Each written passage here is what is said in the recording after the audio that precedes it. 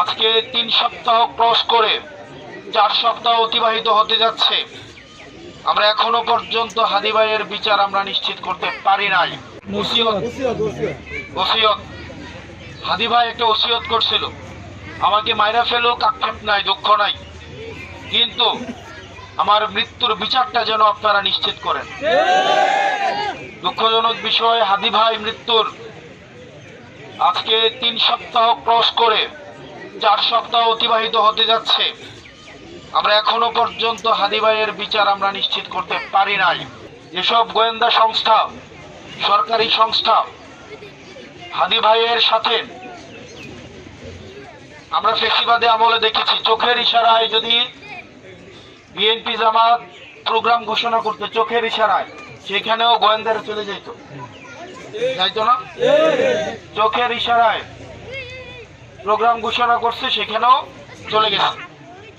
আর আজকে ঘোষণা দিয়ে প্রকাশ্যে 6 মাস ধরে পরিকল্পনা করে আমার ভাইকে প্রকাশ্য দিন দুপুরে জুম্মার নামাজের পরে গুলি করে হত্যা করা করে খুনিরা আবার সীমান্তের উপরে চলে যায়।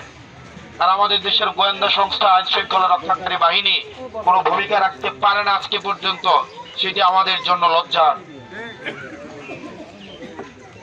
আমি এটাই বলেছিলাম ভারতকে, যে আপনারা আপনাদের দেশের বিচ্ছিন্নতাবাদী, আমাদের দেশের সার্বভৌমত্বকে যারা বিশ্বাস করে না, ভোটাধিকারকে যারা বিশ্বাস করে না, গণতন্ত্রকে যারা বিশ্বাস করে না, তাদেরকে আপনারা ট্রেনিং দিয়ে বাংলাদেশে বিশৃঙ্খলা করার জন্য পাঠান।